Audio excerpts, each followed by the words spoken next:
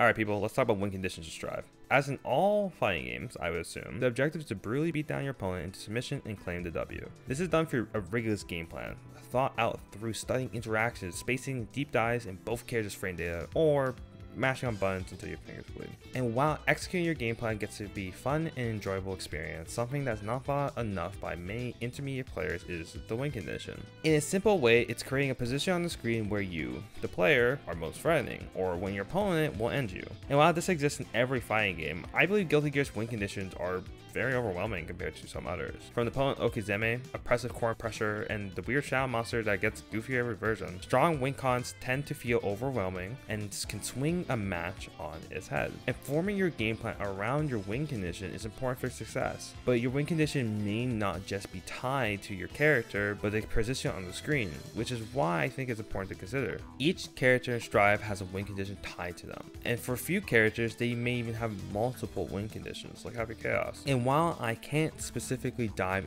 into each character, because I mean, it's kind of a really long video, I can put them into buckets, general buckets. So let's start with the first one.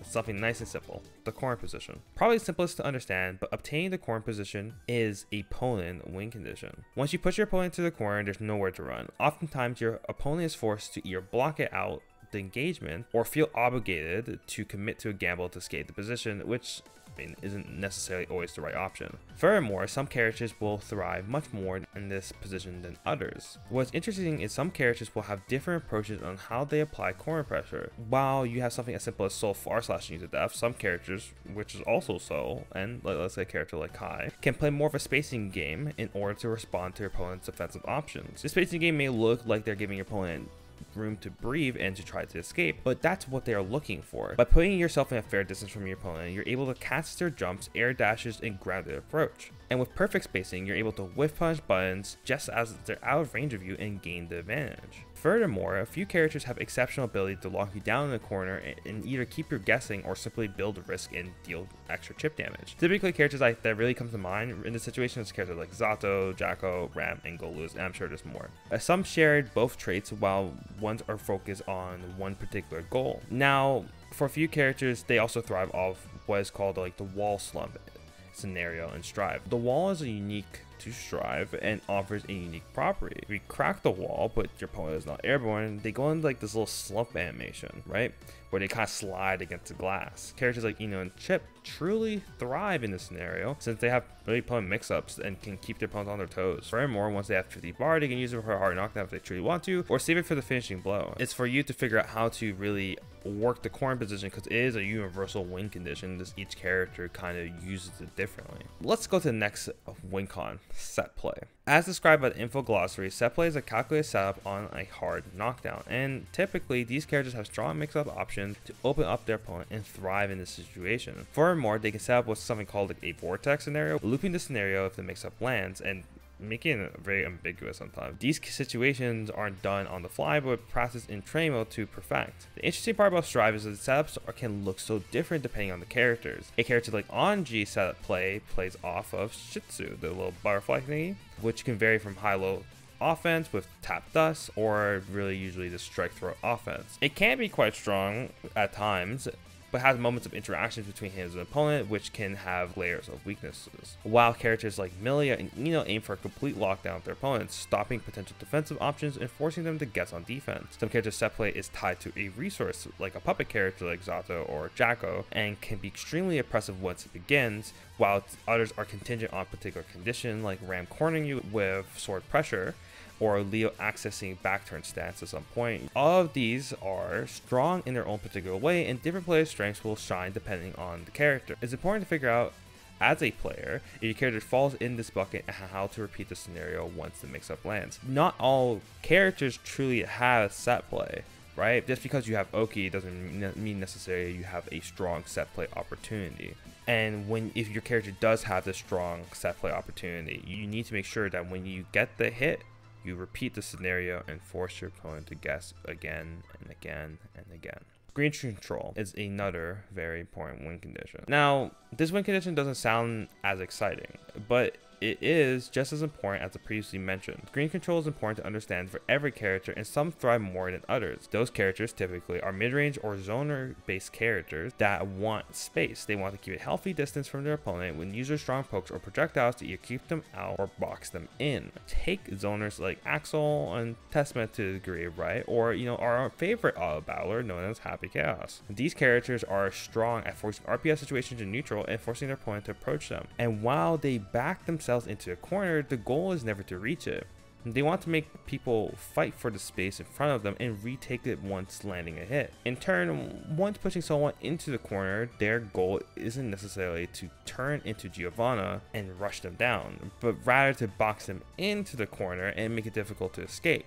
As a quick note, boxing in someone in fighting games isn't particularly a term in the FGC, but something I personally like to use. Furthermore, the mentioned characters above aren't the only ones that can do it, but rather is a universal approach to offense as a win condition. And just to provide a simple example, really what I mean by boxing people in is creating situations where it's difficult to escape because you can respond to their escape routes. Think Ram, for example, being very good at the post-source scenario, at making sure people can't jump out or people can't try to escape from the ground by dashing through. It's not necessarily a novel concept, but it's a term I personally like and use quite frequently. That being said, zoners are obviously not the only characters that care about screen control. It is simply upon win condition for these characters like them and some others like Eddie's neutral or the cat and mouse game plan Jackal represents. Whether or not your character thrives here is important to understand for your own success. Some characters even that you think may not really have very strong screen control can still have situations where it is quite important for them. Let's say you take a character like a Russian character like Eno, she can represent situations where let's say versus Gold Lewis where Chemical Love is a very powerful tool, or a character like Leo where his fireball might be very useful for controlling space when he has the healthy life lead and needs to, let's say, snipe something from their opponent. Positive bonus, something unique to Strive. Truly, a win condition that can be obtained from wall break and actually from a lot of meter usage, typically only accessible from Happy Chaos's perspective. While there isn't much to talk about because, well, meter good, damage good, defense boost good, I will mention the following.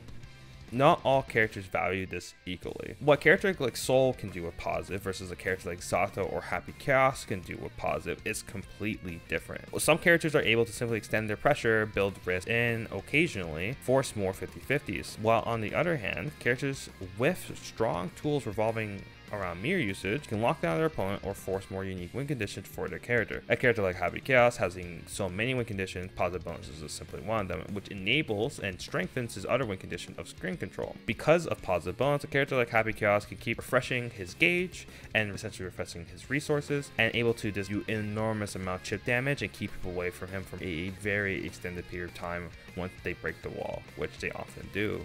I believe reviewing this fact is important to understand whether or not your character wants to break the wall for positive, you want to break it for damage, you want to keep the wall. These type of things are very important because the wall itself is a very important resource because corner is always an important resource. One last thing I wanted to mention really was the lose condition, which sounds a little odd, but I think this is very important to understand. During matches, especially when a game slows down, which can be quite rare in a game like Gear, you should ask yourself, how do I lose? Typically, this is a common thought if you play card games. You might have heard of this before, and I've played a card game in the past called LOR, I played Shadowverse, I played Hearthstone.